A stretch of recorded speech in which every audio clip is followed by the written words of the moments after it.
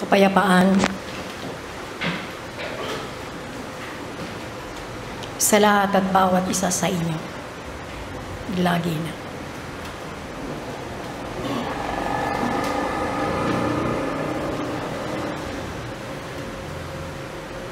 Nasaksihan ng bawat isa ang hindi matatawarang kasiglahan sa pagdaloy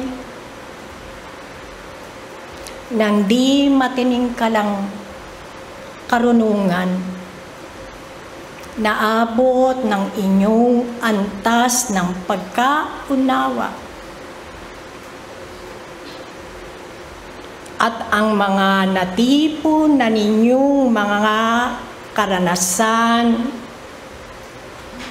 na siyang naging lundo ng inyong kaalaman na ibanahagi sa bawat panahon ng inyong pakikitalad dito sa ibabaw ng lupa.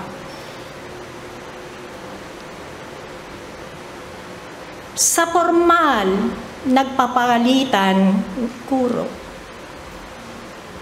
o mas lalong kilala sa tawag na talakayan ay hindi sagupaan ng talino na mangingibabaw ang egoismo, kundi sa naganap na idinahagi sa inyo ay isinaalang-alang ang kababaang loob sa abot ng inyong karunungan na sa naganap na talakayan ay totoong sensitibo, sapagkat hindi ka makapagbabahagi na kung hindi ka nagdaan sa palihan o istruktura ng pagpapalitang kaalaman.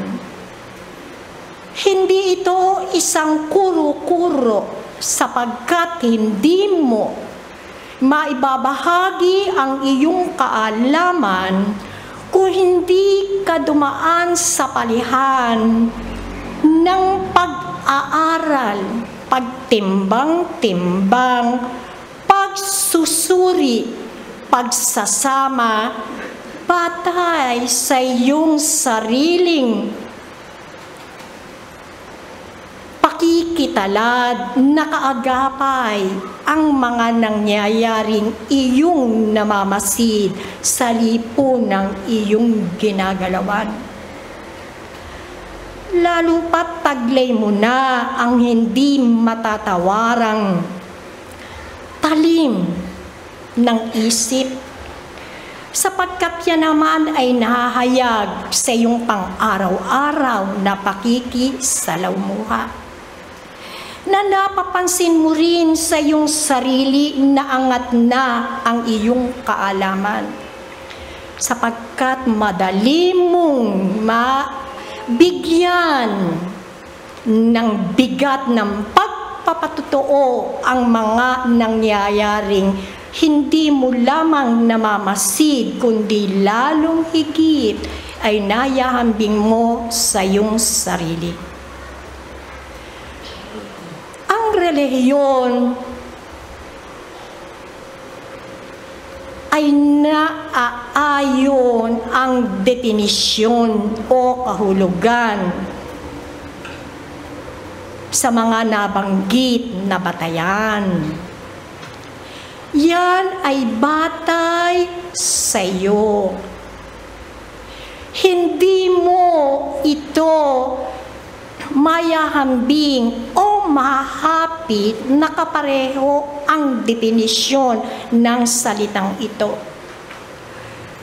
Bagamat sa katitikan mula noon hanggang sa kasalukuyan, ang relihiyon ay nagmula sa isang salitang lehiyon na nagpapalaganap ng isang krusada sa pagkilala kung sino ang manlilikha, na ito ay nilangkap nila sa pang-araw-araw na buhay, gaya ng pag-uugali,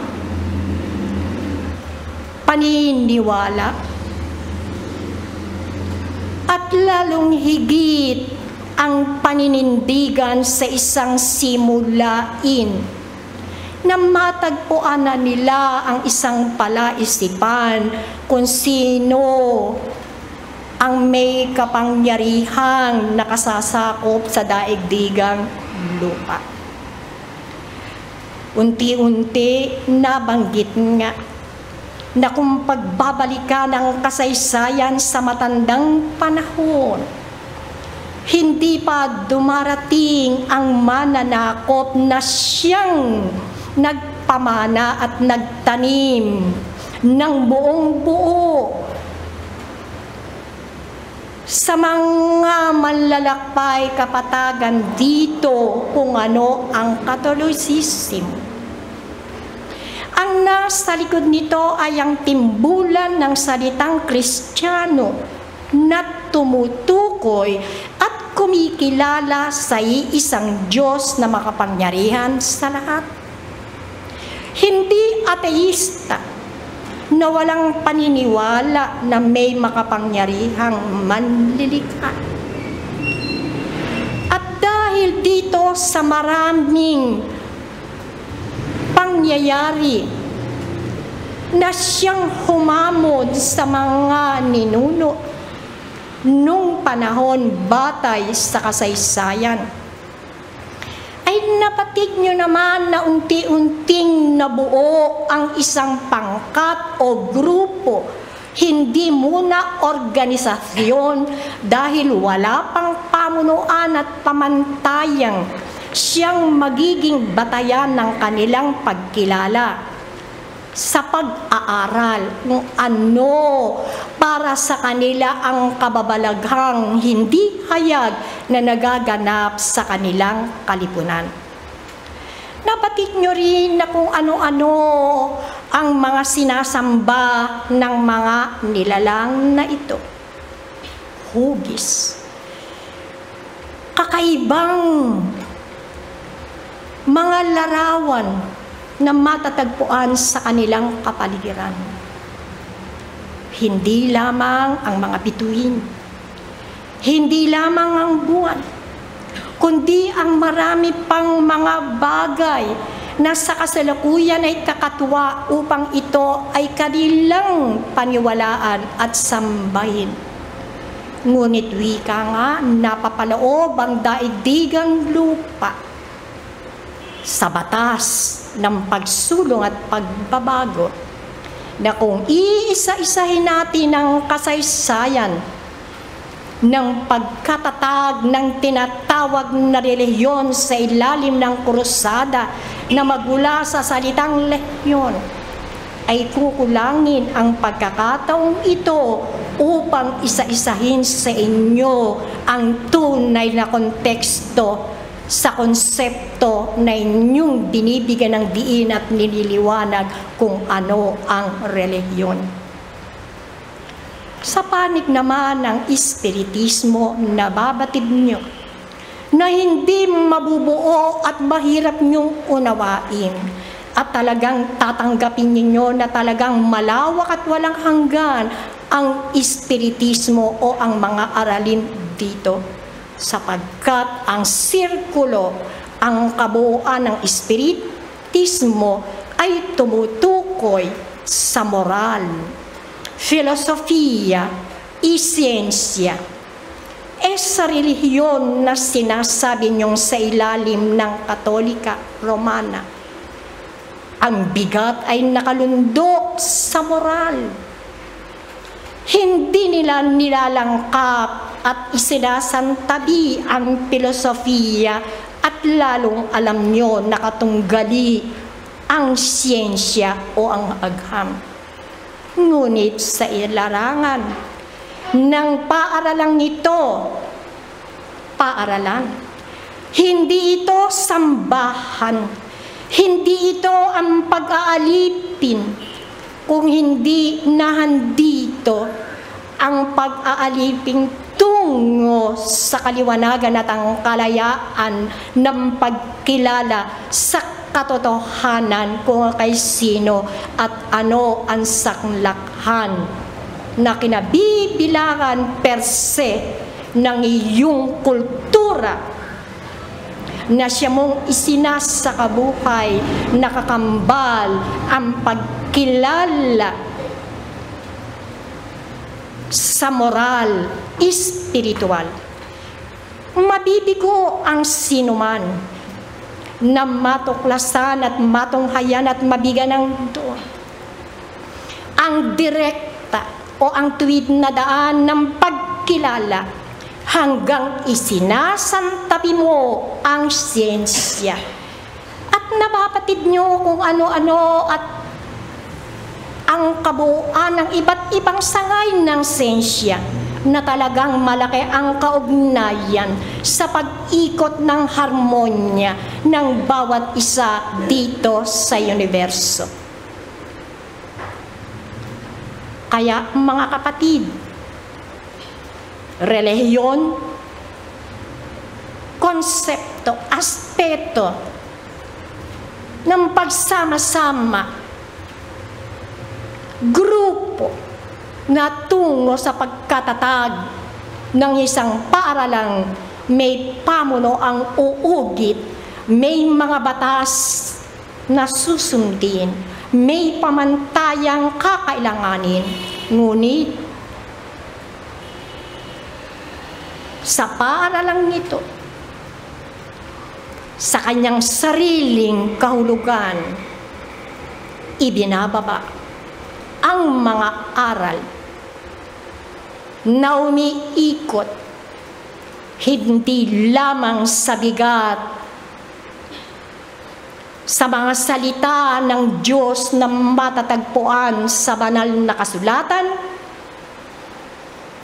hindi lamang sa 5 aklat ni Allan Kardec, at hindi lamang sa mga aklat na sinulat ng iba't ibang mga kaluluwa na nagkaroon ng dakilang tungkulin na bigyan ng pag-aaral ng katotohanan, hindi lamang hanggang abakada, kundi hanggang sa kahuli-hulihang letra, ang moralidad tungo sa karakter ng bertudes na siyang niyang gagamitin sa panahon ng pagpapali ng kanyang sarili bilang isang mag-aaral at manlalakbay kapatagan dito sa ibabaw ng lupa. Kaya kayo, ang relihiyon, espiritismo, nababatid nyo na ang relihiyon ay gawa lamang ng tao. Ngunit sa kabuuan, lumalangkap ito sa iisa, espiritu na siyang katotohanan at ang mundo ay ang amang makapangyarihan. Walang hanggan, makapangyarihan. Sakdal ng kalinisan, dito ngayon, umiikot kung ano ang espiritismo, sapagkat kayo ang dating mga alipin ng kabangmangan na unti-unti nang nahahawi, nakukuha at tinatanggap ang maliliit na rayos ng sinag ng kaliwanagan upang makilala, mapatotohanan kung siya ba ay isang tunay na mananampalataya at pagkilala sa kanyang kapangyarihan sa ilalim ng pamamahala ng organisasyon upang magkaroon ng formalidad ang pag-aaral sa ilalim ng kanilang iniwawagayway na bandilang pinagpupunyagian hanggang mapasa kanya ang tagumpay ng batas ng pagsulong. Kaya mga mag-aaral, inaanyayahan kayo na magpatuloy sapagkat ang totoong nagpapatotoo ay nag-aaral, naghahanda, miski ang mga tagapakinig, sapagkat ang mga aralin na sa inyo ay ibababa.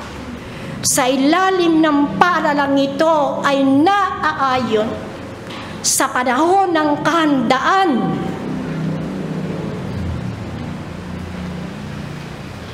Hindi lamang ng mga tagapakinig, kundi lalong higit ng mga talaytayan.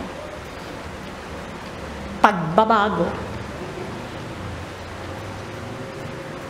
ang bukang bibig ng mga bubunying mga kaluluwa na ang kasiglahan ay hindi matatawaran sa pagpapatotoo ng unti-unti nilang naiipon. Hindi ipinagmamaramot, kundi ipinabahagi sa ngalan ng samahan o reliyon sa pag-aaral ng filosofiya, moral at siyensya. Pag-aralan ninyo, timbangin ninyo, batay sa inyong kakayahan, kultura, pagpupunyagi at pagpapatotoo kung ikaw ay lantay na mag-aaral ng Espiritismo. Hanggang dito. At kapayapaang muli ang sa inyo ay iniiwan. Ang inyong protektor, San Antonio de Padua.